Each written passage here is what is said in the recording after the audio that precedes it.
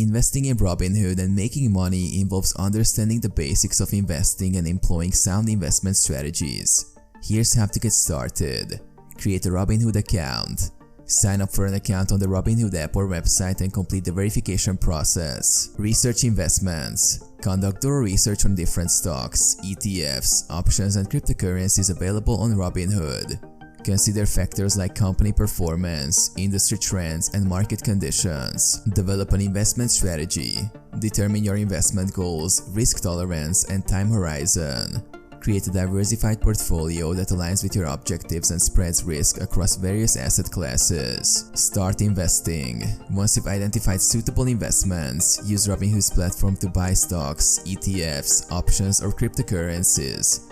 Consider investing regularly and taking advantage of features like fractional shares to diversify your portfolio with small amounts of money. Monitor your investments. Stay informed about market developments and regularly review your portfolio's performance.